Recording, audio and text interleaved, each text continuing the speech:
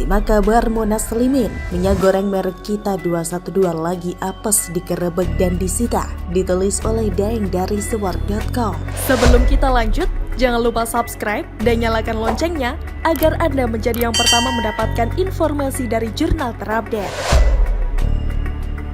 Urusan minyak goreng belum juga reda. Sejumlah partai tampak tidak ragu-ragu membagi-bagikannya dengan harga terjangkau dan juga tidak risih serta tidak menghitung dampak negatif dari kecurigaan warga. Walhasil sejumlah partai yang membagi-bagikan minyak goreng itu diduga telah ikut menjadi penipu.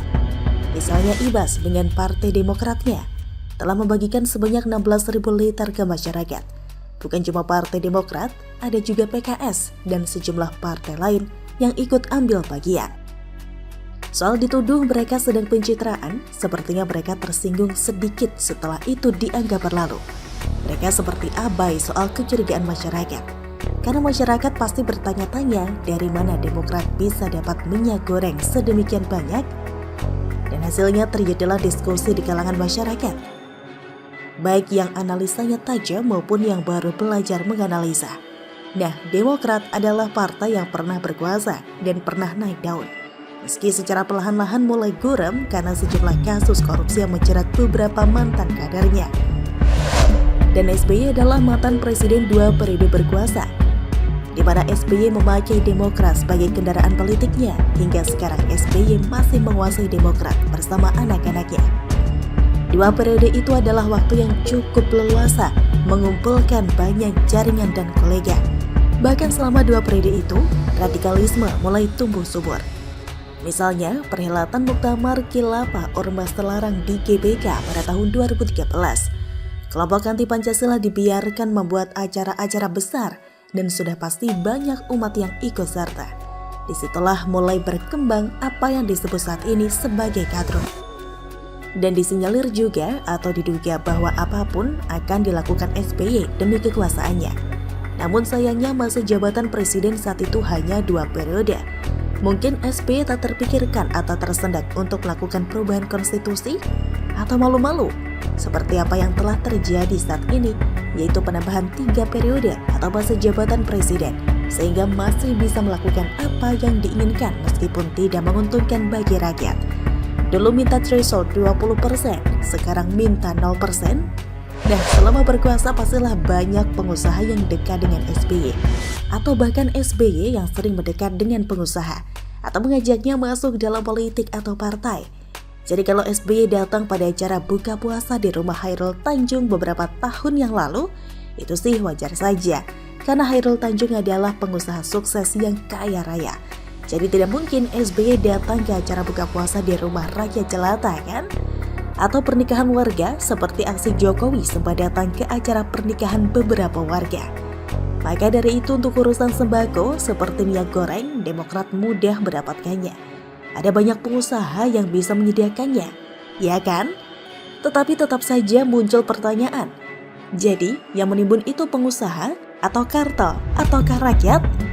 Tidak mungkin rakyat yang daya belinya tidak sampai segudang sekali beli. Tapi kalau partai atau pengusaha ataupun penguasa bisa mendapatkan minyak goreng dengan mudah yang jumlah yang banyak sekali berita, lalu demi pencitraan bisa dibagi-bagikan. Dari sini terasa ada yang tidak beres ya. Lalu ternyata ada yang lucu pemirsa. Dari kelangkaan minyak goreng ini telah diberitakan bahwa polisi menggerebek sebuah rumah yang jual minyak goreng. Usaha ini diberitakan sebagai usaha rumahan. Kejadiannya di Depok, yaitu wilayah kekuasaan PKS, dan PKS waktu Demokrat berkuasa termasuk sangat mesra, bahkan sampai Pilkada DKI 2017. Karena itulah waktu demo Ahok, SBY sempat mengeluarkan pernyataan yang saat ini menjadi ikonik, yaitu lebaran kuda. Duh, prihatin ya. Yang lucu dari minyak goreng ini adalah mereknya guys, yaitu Kita 212. Ups, jangan ketawa, nanti dosa loh. Saya kira 212 selain demo juga berusaha mengembangkan minimarket dengan merek 212 guys, yang akhirnya satu persatu mulai bermasalah dan sudah tidak terdengar lagi gaulnya alias sudah bangkrut kan. Nah sekarang ada minyak goreng dengan logo Monas di tengah angka 2 dan 2. Jadi sudah bisa ditebak bahwa merek ini adalah kebanggaan bagi para kadrun yang sempat demo dan boros takbir di area Monas dan sekitarnya beberapa waktu lalu. Mungkin karena usaha ini tidak diberkahi, akhirnya sejak 2017 mulai beroperasi. Kini digerebek otomatis tidak akan beroperasi lagi. Dan yang mengherankan, karena di saat kelangkaan minyak goreng, kok industri rumah tangga ini bisa beroperasi dan punya banyak stok minyak? Dan apakah ini usaha yang halal? Polres Metro Depok bagian Satuan Reserse Kriminal melakukan penggerebekan di Jalan Raya Pasir Putih, Sawangan, Depok pada hari Selasa sore, tanggal 15 Maret 2022. Ada ribuan minyak goreng kemasan merek 212. Nah, disinilah kejanggalannya. Karena lagi langka, kok perusahaan ini bisa punya stok banyak. Tapi kesalahan yang dibidik polisi adalah bahwa perusahaan ini diduga melakukan repacking dari merek dagang tertentu demi mendapatkan cuan yang menggiurkan. Jadi keyakinan yang paling nyata itu ternyata fulus, bukan agama ya. Yang mudah sekali menuduh orang lain menista agama, yang begitu mudahnya mendemo Ahok menista agama padahal jelas-jelas ayatnya dipotong. Mereka gemar mempersekusi orang lain yang berbeda dan dianggap menyimpang. Yang jelas, kelompok ini hanya tunggangan dari politisi busuk untuk menjatuhkan Ahok dan Jokowi. Dan untuk mengacaukan negara ini dengan dalih agama. Bahaya kan? Penggerebekan ini bisa terjadi karena laporan dari masyarakat. Bisa jadi masyarakat lagi kesal dari kelangkaan ini. Dan karena usaha ini sepertinya sudah lama, namun apes di saat terjadi kelangkaan akhirnya kebusukan itu tercium juga kan? Minyak goreng merek kita 212 ini bisa memiliki stok begitu banyak. Tentu harus diselidiki lebih lanjut. Apakah memang ini salah satu yang menyebabkan minyak goreng jadi langka? Diborong lalu dikemas ulang, tapi kok bisa mendapatkan harga yang agak murah ya? Yang jelas perusahaan ini diduga melakukan penyelewengan terkait soal distribusi. Dan produk ini tidak ada izin usaha dan label POM dari Dinas Kesehatan. Jadi kandungan minyak juga harus diperiksa. Jangan-jangan dicampur dengan kencing onta. Ada sebanyak 2.300 minyak goreng yang siap didistribusikan ke toko-toko, tapi sayangnya disita dulu.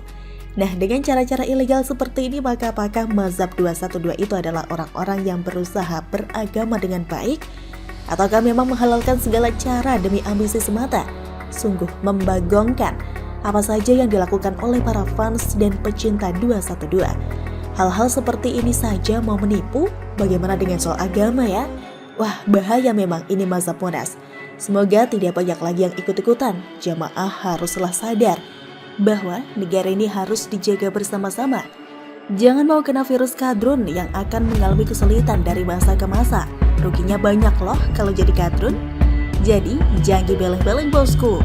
Jangan ikutan jadi kadrun. Bagaimana kalau menurut Anda?